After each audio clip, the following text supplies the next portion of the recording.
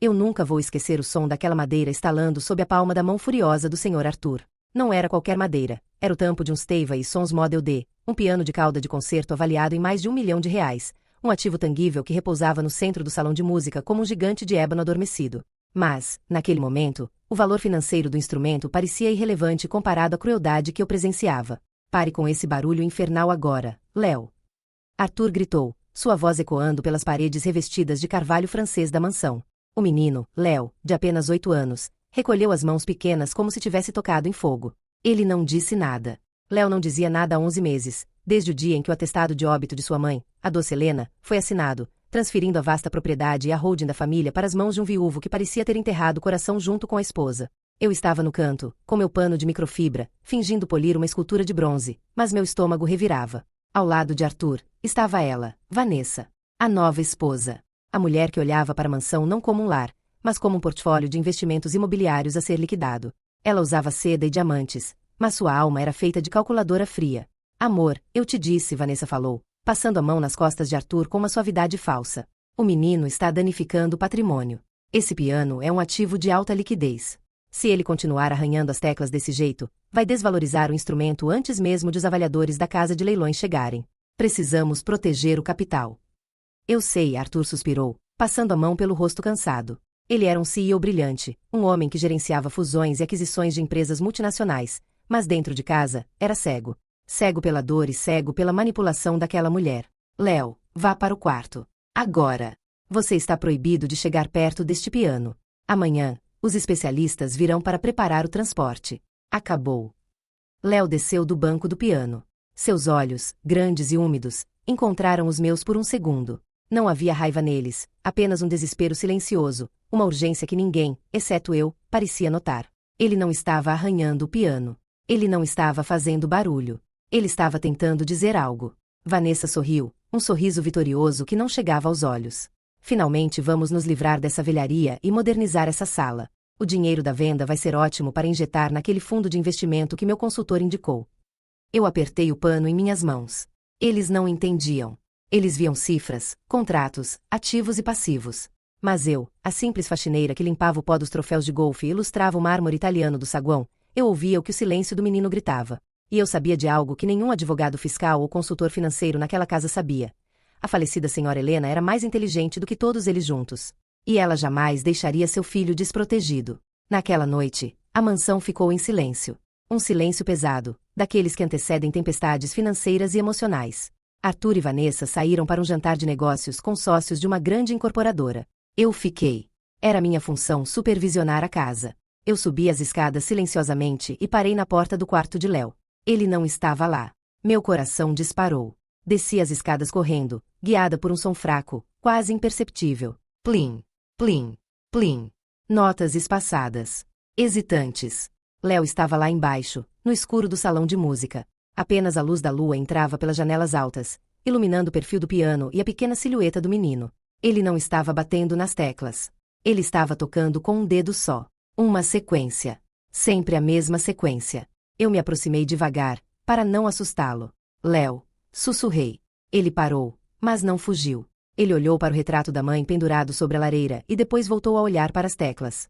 Ele tocou novamente. Dó, mi, sol, dó. E depois uma pausa. E uma sequência dissonante, estranha para uma música, mas rítmica. Si, ré, fá. Eu não tenho formação clássica. Não sei ler partituras raras como as que a senhora Helena colecionava. Mas eu tenho ouvido. E, mais importante, eu tenho memória. Eu trabalhava naquela casa há 10 anos.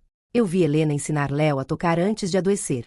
Mas aquilo não era uma melodia de Chopin ou Bach. Aquilo era repetitivo. Insistente. Eu me sentei ao lado dele no banco de couro. O cheiro de cera de madeira antiga e o perfume residual de lavanda que a mãe dele usava pareciam impregnados ali. O que você está tentando dizer, querido? Perguntei baixinho. Ele pegou meu dedo indicador e o colocou sobre uma tecla. O dó central. Depois moveu minha mão para o mi. Depois para o sol. 1, 3, 5. Depois, ele tocou notas agudas. 7 vezes. Eu franzi a testa. Números. Ele estava transformando notas em números. A senhora Helena era pianista, mas antes de se dedicar à música e à filantropia, ela tinha sido diretora financeira de um banco privado. Ela amava padrões, Amava a lógica matemática dentro da música. 1, 3, 5. Murmurei. Léo balançou a cabeça afirmativamente, seus olhos brilhando com lágrimas contidas. Ele tocou mais uma sequência. Era complexa. Eu me lembrei de algo. Meses antes de falecer, Helena mandou reformar o piano. Ela contratou um luthier especialista, um artesão alemão renomado, não para consertar o som, mas para ajustes estruturais. Ninguém entendeu na época. Arthur estava ocupado demais com a fusão da empresa para prestar atenção nos hobbies da esposa moribunda. Léo, eu disse, sentindo um arrepio percorrer minha espinha. Isso é uma senha. Ele assentiu vigorosamente. Ele apontou para a lateral do piano, sob a cauda, onde a madeira maciça se curvava elegantemente. Havia um detalhe em talha dourada, um brasão da família. Eu me ajoelhei e passei a mão ali. Era imperceptível ao olho nu, mas ao tato. Havia uma ranhura. Um painel falso. Eu olhei para o relógio de pêndulo no corredor. Eram 10 da noite. Arthur e Vanessa voltariam à meia-noite. O caminhão da transportadora especializada chegaria às 8 da manhã para levar o piano para o leilão. Se aquele piano saísse daquela casa, o segredo iria com ele. O patrimônio de Léo, a proteção que a mãe dele criou, tudo seria perdido, diluído em comissões de venda e gastos fúteis de uma madrasta gananciosa. Toque, Léo, eu pedi, minha voz trêmula. Toque a sequência completa para mim. Eu vou anotar. Ele começou. Era longo. Notas graves representavam dezenas, notas agudas unidades. Era um código genial, criado por uma mãe que sabia que seu filho, em seu luto, encontraria refúgio apenas na música. Ela havia transformado a herança dele em uma canção. Eu peguei um bloco de notas que usava para listar produtos de limpeza e comecei a traduzir. Dó, 1. Mi, 3. Sol, 5. Pausa. Si, 7. Ré, 2. Pausa. Enquanto ele tocava, eu comecei a entender o plano de Helena. Ela sabia. Ela sabia que Arthur, em sua dor, se tornaria vulnerável. Ela sabia que mulheres como Vanessa existiriam. Ela blindou o futuro do filho não em um banco suíço inacessível, mas no objeto que simbolizava o amor deles.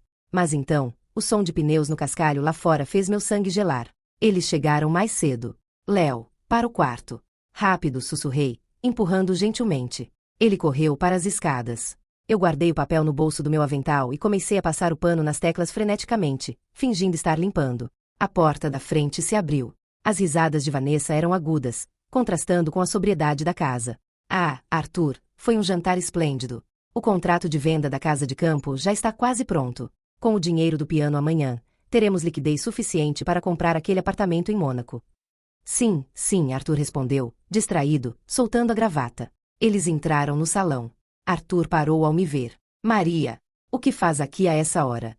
Eu estava apenas garantindo que o piano estivesse impecável para os avaliadores amanhã, senhor. Sei o quanto ele é valioso. Vanessa estreitou os olhos. Ela sempre desconfiou de mim. Para ela, funcionários eram passivos trabalhistas, riscos de segurança, nunca seres humanos. Você não deveria estar tocando nisso. Se riscar o verniz, descontaremos do seu salário, ela disse com desdém. Vá dormir. E certifique-se de que aquele menino não desça. Amanhã é um grande dia. Vamos transformar essa madeira velha em capital de giro. Eu baixei a cabeça. Sim, senhora. Com licença. Subi as escadas, mas não dormi. Passei a noite acordada, olhando para a sequência de números no papel e rezando. Eu precisava de um plano. Eu não podia abrir o compartimento sozinha. Precisava de tempo e, provavelmente, de uma ferramenta específica ou de um toque preciso que acionasse o mecanismo. E se eu fosse pega mexendo no piano, seria demitida por justa causa, talvez até presa por tentativa de furto. O poder deles era imenso. Advogados, contatos na polícia. Eu era ninguém. Mas quando olhei para a porta do quarto do Léo, lembrei-me do olhar dele. Não era sobre mim. Era sobre justiça. O dia amanheceu cinzento. Às 8 em ponto, o caminhão da empresa de logística de luxo estacionou. Homens de uniforme entraram carregando mantas protetoras e equipamentos de içamento. Junto com eles, veio o avaliador da casa de leilões, um homem de terno risca de giz e monóculo, segurando uma prancheta de couro. Arthur estava na sala, bebendo café preto, revisando documentos em seu tablet. Vanessa comandava a operação como um general num campo de batalha. Cuidado com os pés. Esse piso é mármore Carrara. Ela gritava. Envelopem bem as pernas do piano. Não quero um arranhão. Eu estava servindo café para os homens, minhas mãos suando frio. Léo estava sentado no topo da escada, abraçado aos joelhos, assistindo seu único vínculo com a mãe prestes a ser levado. Tudo pronto para o transporte, senhor Arthur, disse o avaliador. A documentação de procedência está perfeita. Um Stevie dessa safra, com esse histórico, estimamos um lance inicial muito agressivo. Será a estrela do leilão de outono. Ótimo, disse Arthur, sem olhar para o piano. Levem. Os homens se posicionaram. Eles iam levantar o instrumento. Esperem. O grito saiu da minha garganta antes que eu pudesse pensar. Todos pararam. O silêncio na sala foi absoluto. Arthur se virou lentamente, com uma expressão de choque. Vanessa parecia pronta para me estrangular. O que você disse? Vanessa sibilou. Você perdeu o juízo, sua impertinente. Senhor Arthur, por favor, eu disse, dando um passo à frente, ignorando o olhar assassino da esposa dele. O senhor não pode vender esse piano. Não ainda. Maria, você está demitida, Arthur disse, friamente. Saia da minha casa. Agora. Eu saio, gritei, a adrenalina correndo nas minhas veias.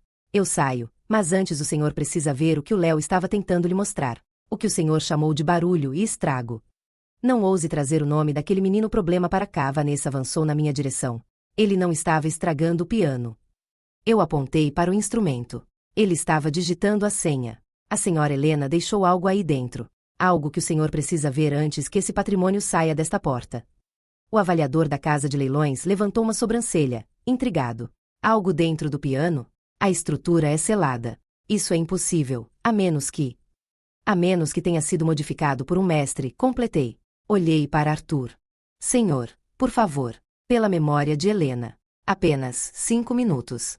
Se eu estiver mentindo, o senhor pode chamar a polícia. Arthur olhou para o piano, depois para mim, e finalmente para o topo da escada, onde Léo se levantou. O menino desceu as escadas correndo e parou ao lado do pai. Ele pegou a mão de Arthur e a puxou em direção ao piano. Arthur hesitou, mas a curiosidade, talvez, um resquício de culpa, venceram. 5 minutos. E se for um truque, Maria, você vai se arrepender de ter nascido. Vanessa estava lívida. Isso é ridículo. Arthur, você vai dar ouvidos à faxineira? Ela só quer ganhar tempo, deve estar mancomunada com alguém para roubar o piano. Cale-se, Vanessa, Arthur disse, pela primeira vez em meses, com autoridade real. Vamos ver. Eu fiz sinal para o Léo. Ele se sentou no banco. O silêncio era absoluto. Até os carregadores prenderam a respiração. Léo fechou os olhos. Ele colocou as mãos sobre as teclas. E começou a tocar. A melodia estranha, matemática, preencheu a sala. Dó, mi, sol, si, ré, fá. Arthur franziu a testa. Isso são as escalas que Helena ensinava para ele. Não são escalas, senhor, eu disse. São números. Léo continuou. A música acelerou. Era um código complexo. Quando ele tocou o último acorde, um acorde dissonante e poderoso que exigia força nas duas mãos, ouviu-se um estalo mecânico, alto e claro, vindo de dentro do corpo do piano. Clac! Vanessa deu um passo para trás, assustada. Na lateral do piano, onde estava o brasão dourado, um painel de madeira perfeitamente camuflado se soltou e deslizou suavemente para fora, revelando um compartimento forrado de veludo vermelho. Arthur ficou branco. Ele se aproximou, trêmulo. Dentro do compartimento, não havia joias, nem ouro. Havia um envelope lacrado com cera vermelha e um livro encadernado em couro. Arthur pegou o envelope. Suas mãos tremiam tanto que ele mal conseguia segurá-lo. Ele quebrou o lacre. É um testamento hológrafo, disse o avaliador, ajustando o monóculo, fascinado. Escrito de próprio punho. Se datado e assinado corretamente, tem validade legal imediata, sobrepondo-se a anteriores. Arthur leu em silêncio. As lágrimas começaram a escorrer pelo seu rosto, pingando no papel caro. O que diz aí? Vanessa exigiu, tentando arrancar o papel da mão dele. Mas Arthur se afastou bruscamente, olhando para ela com um misto de horror e fúria. Diz. A voz de Arthur falhou. Ele pigarreou. Diz que Helena sabia. Ela sabia que eu ficaria perdido. E ela sabia que você, Vanessa, tentaria assumir o controle. Ele levantou o papel. Este testamento cria um fundo fiduciário irrevogável em nome de Leonardo. Todos os ativos, incluindo a casa, as contas no exterior e a participação majoritária na holding, pertencem ao fundo. Eu sou apenas o administrador, sob supervisão estrita. Isso é absurdo, gritou Vanessa. Eu sou sua esposa. Temos comunhão de bens. E tem mais, Arthur continuou, sua voz endurecendo como aço. Há uma cláusula específica. Caso meu marido, Arthur, tente vender este piano, o símbolo da nossa união e da alma do nosso filho, isso será considerado prova de incapacidade emocional para gerir o fundo. Nesse caso, a guarda de Léo e a administração total dos bens passarão imediatamente para a tutela legal do escritório de advocacia da família, e o cônjuge atual de Arthur será removido da propriedade sem direito à compensação, conforme acordo pré-nupcial ativado por quebra de confiança. Vanessa ficou pálida como o mármore do chão. Ela olhou para o piano, o investimento que ela tanto queria vender, e percebeu que aquele objeto era, na verdade, a armadilha que Helena havia deixado para ela. Você ia vender o piano, Vanessa gaguejou, apontando para Arthur. Você concordou. Eu ia, Arthur admitiu, olhando para o filho. Eu fui fraco. Fui cego. Eu deixei a ganância e a sua influência tóxica calarem a memória da mulher que eu amava e a voz do meu filho. Ele se ajoelhou na frente de Léo. O menino tocou o rosto do pai. Me perdoe, filho, Arthur soluçou. Eu achei que você estava quebrando coisas, quando você estava tentando salvar a nós dois. Léo sorriu. Foi o primeiro sorriso verdadeiro em quase um ano. Ele abriu a boca e, com a voz rouca pelo desuso, sussurrou uma única palavra: papai. A sala inteira parecia vibrar com aquela palavra. Arthur se levantou, transformado. Ele se virou para Vanessa. Você tem 1 hora para fazer suas malas. O motorista vai levá-la para onde quiser, desde que seja longe daqui. Meus advogados entrarão em contato para formalizar o divórcio e garantir que você não leve nem um centavo além do que veio vestindo. Você não pode fazer isso. Ela gritou, histérica. Eu vou te processar. Eu vou destruir sua reputação no mercado. Tente, Arthur disse calmamente. Mas lembre-se, os melhores advogados da cidade trabalham para a holding da minha falecida esposa. E agora, eles trabalham para o Léo. Vanessa saiu batendo os pés, humilhada na frente dos empregados e dos estranhos. O avaliador da casa de leilões fechou sua prancheta. Presumo que o leilão esteja cancelado, Sr. Arthur. O piano fica, Arthur disse, colocando a mão no ombro de Léo. Ele não tem preço. Ele então se virou para mim. Eu estava encolhida no canto, ainda segurando meu pano de limpeza. Maria, ele disse. Você salvou minha família. Você viu o que eu fui incapaz de ver. Não há bônus ou salário que pague isso. Eu só fiz o que era certo, senhor, respondi. A partir de hoje, você não limpa mais chão nesta casa, ele declarou. Quero que você seja a governanta geral da propriedade. E mais do que isso, quero que você cuide do Léo. Você foi a única que soube ouvi-lo. Nos meses que se seguiram, a mansão mudou. O frio old money deu lugar a um calor humano real. O piano voltou a tocar todos os dias. Não senhas, mas músicas. Mozart, Beethoven, e às vezes, melodias simples que o próprio Léo compunha. Vanessa tentou brigar na justiça, mas o testamento hológrafo era blindado. Ela saiu da elite financeira para o esquecimento social, perdendo não apenas o dinheiro, mas o status que tanto prezava. A ganância fez apressar a venda do único item que selava seu destino. Eu aprendi uma lição valiosa servindo naquela casa. O verdadeiro patrimônio não está nos ativos, nas holdings ou nas contas bancárias. O verdadeiro tesouro está naquilo que o dinheiro não pode comprar. A sensibilidade de ouvir quem amamos e a integridade de fazer a coisa certa, mesmo quando ninguém está olhando. Riqueza sem caráter é apenas pobreza sofisticada. Nunca deixe a ambição ensurdecer seu coração. Gostou dessa história? Então você precisa fazer parte do nosso grupo exclusivo no WhatsApp. Lá, é você quem manda. Escolha os temas dos próximos vídeos, receba spoilers e faça parte da nossa família de verdade. O link está na descrição e no primeiro comentário fixado. Te vejo lá.